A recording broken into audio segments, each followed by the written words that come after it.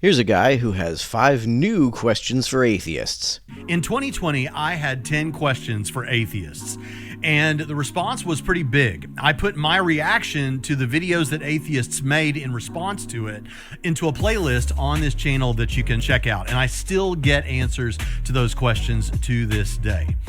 But now, as 2025 is upon us, I've got 5 questions for atheists in 2025, given certain events and current debates in the worldview discussion arena. If you're an atheist, I want to know what your answer is to these questions. So let's just jump right in.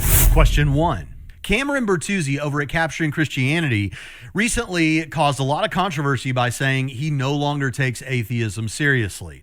Congratulations to Cameron for his successful rage baiting. The reason why I don't take atheism seriously any longer is because even if we accept the atheist's strongest argument, it still wouldn't prove atheism. We have these really powerful arguments, at least from our perspective, on the theist side, like arguments from finetuning. But yes, there are arguments on the other side that are meant to show that it's unlikely God exists or that God does not exist, like arguments from evil or divine hiddenness arguments. And so this puts us in an interesting spot. We've got arguments for and against. But as Philip Goff suggested recently, perhaps you have a God of limited power. This would mean you have really powerful arguments from God on the theist side, like the fine-tuning arguments. But then the arguments from evil and divine hiddenness no longer become powerful arguments for atheism. Instead, what they are arguments for a limited God, but not arguments for no God.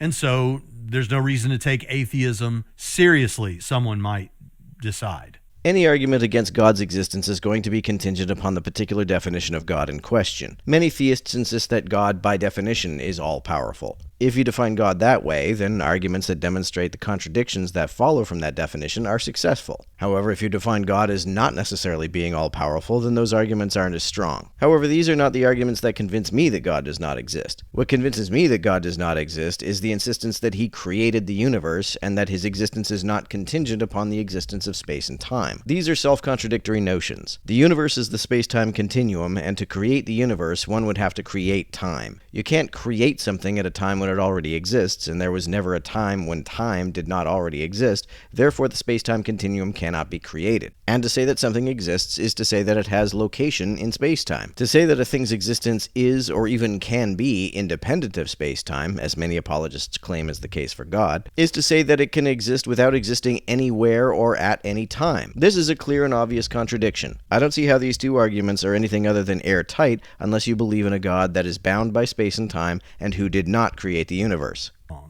Question 2. Some atheist creators seem to think that the recent presidential election was so important that it changes the way they should do things on their channels. Watch. I am going to be changing things up on YouTube quite a bit, to the extent that I'm not going to be doing this channel anymore. So I don't think the timing is lost on anybody here, that this is happening shortly after the last political election. I'm not going to lie, very, very distraught and a little freaked out by the results, not just who won, but the extent by which they won. And that does get us all thinking about our future and our safety and what things are going to look like going forward. Basically, what that did is that just jolted me. For a while, I just kind of been on the treadmill doing what I was doing. I wanted to get off at some point and doing something different.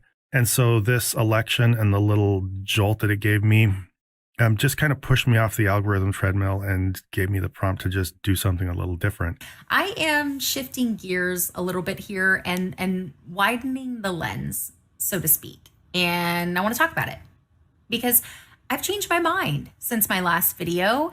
I posted a kind of off-the-cuff video of my thoughts and feelings post-election. And I said that the political conversation, I didn't want it to set the tone for future videos. And I didn't want to get into politics. And I wanted to stay focused on what I was doing. But I changed my mind. Why do you think that this election was so impactful to atheists in this way? What did it reveal about the culture? I can't speak for other atheists, but I don't think it revealed anything I didn't already know about the culture. It seems as though some folks think that maybe Americans are becoming more religious, but that doesn't seem to be borne out by the statistics. How people feel about the economy has always been a reliable predictor of whether they are going to support their government, and I see no reason to believe that this election was any different. With respect to atheists and their rights, I worry about the future of separation in church and state. Louisiana and Texas have been trying to put the Ten Commandments into public school classrooms for the last couple of years. They haven't been successful, but I suspect they are banking on the Supreme Court being willing to reinterpret the Establishment Clause to allow that sort of thing, and that is concerning. I don't like the idea of the government promoting religion, especially if it focuses on promoting a specific kind of religion. Question 3. Many atheists are determinists, meaning that they don't believe in free will, at least not of the sort that many people think of when they hear the term free will. They believe that the past history of the universe is like to a billion trains of dominoes or trillions of chains of dominoes that result in the past history of the cosmos, the formation of your physical body, your past life experiences, your neural structure, and the firings of neurons in your brain that are your choices but could not have been otherwise. On the other hand, maybe some atheists think that we have what's called libertarian freedom, the notion that whatever you ended up choosing, you really could have done otherwise. So here's my question. If you're a determinist, how do we hold people morally culpable for things they do that could not have been otherwise, given the history of the universe? The whole point of holding people morally culpable for behavior we don't like is to impose disincentives upon them intended to reduce the probability that they will behave that way in the future. This is not only compatible with determinism, it depends upon our decisions being at least somewhat causally determined. If our decisions were entirely free and completely independent of causal influence, then holding people morally culpable would be pointless, because doing so would be a totally ineffective means of reforming anyone's behavior. And if it is the case that you believe in free will of the libertarian sort as an atheist, how is that possible without God? I believe in determinism with respect to our decisions because I see no evidence that there are any processes in our brains that are non-deterministic. However, it's possible that in the future we will discover some non-deterministic processes that occur in the brain and have consequences for how we make decisions. I will cease to be a determinist the moment I see convincing evidence of that. How is it possible without God? Well, this question seems to assume that every physical, non-miraculous, non-supernatural event is deterministic. This isn't the case. There are some kinds of purely physical events that behave non-deterministically. I'm just not yet convinced that any of them play a role in how we make decisions. Number 4, Richard Dawkins has long been praised by atheists as one of the 4 horsemen of the new atheism. But recently, he's caused some controversy with some comments about the trans debate. For many atheists, he's right about science when it comes to young earth creationism versus evolution, but he's wrong when it comes to this current cultural debate. Do you personally think he's right or wrong, and why? Well, he's made several claims that are pretty ignorant about the issue, but one of the more prominent ones is what he said about Aman Khalif, the Algerian Olympic boxer. He said that it is undisputed that she has XY chromosomes. This is not undisputed. Nobody who has claimed that she has XY chromosomes has released genetic test results that prove this. And some of the folks who claim this are widely known to be corrupt. Also, it's clear that Dawkins hasn't even done the most basic research into the history of people with differences in sexual development competing in the Olympics. At the 1996 Olympics in Atlanta, athletes competing in the women's category were genetically tested, and it was discovered that 8 of them had typically male genetics. All of them were permitted to compete anyway because they had developmental conditions which prevented their genes from granting them the kind of athletic advantages that folks with those genes typically have. So even if it is the case that Aman Khalif has XY chromosomes, that doesn't mean that those chromosomes necessarily grant her any athletic advantages. You'd think that a world-famous biologist would know this. Now, for this last question, there's a little bit of setup. Here's a quote from Robin Collins about the fine-tuning of the universe, and I'd like to know what your reaction to it is. Suppose we went on a mission to Mars and found a domed structure in which everything was set up just right for life to exist.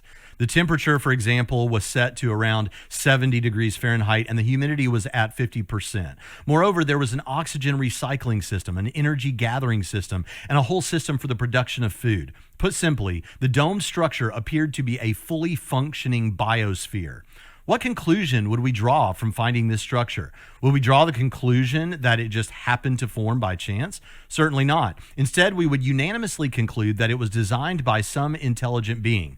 No, we wouldn't. I can understand how it would seem very improbable that such a structure would develop naturally, but you have to weigh that against the improbability of extraterrestrial intelligence developing on a nearby planet or visiting from a distant planet. It's not at all clear to me that this is more probable than the structure developing naturally. Inferring the intervention of an altogether incoherent being, which is allegedly timeless and spaceless, would be far less probable than the natural development of such a structure. Why would we draw this conclusion? Because an intelligent designer appears to be the only plausible explanation for the existence of the structure. That is the only alternative explanation we can think of, that the structure was formed by some natural process, seems extremely unlikely.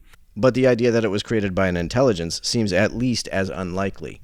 Of course, it is possible that, for example, through some volcanic eruption, various metals and other compounds could have formed and then separated out in just the right way to produce the biosphere.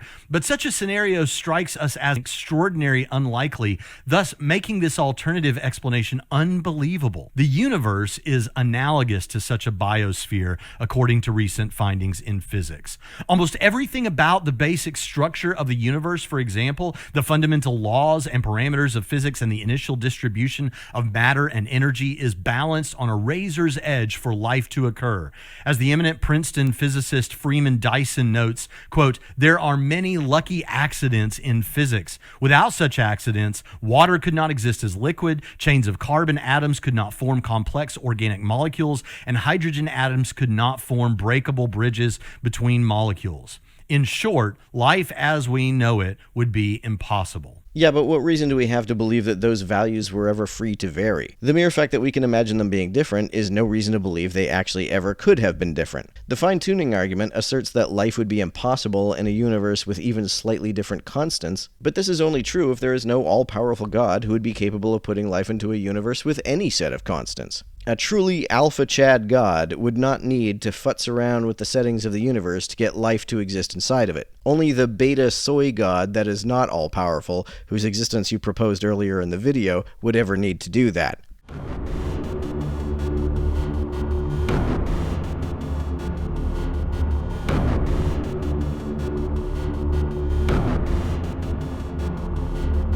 To everyone who helps me out on Patreon, you're a big help. Thanks so much.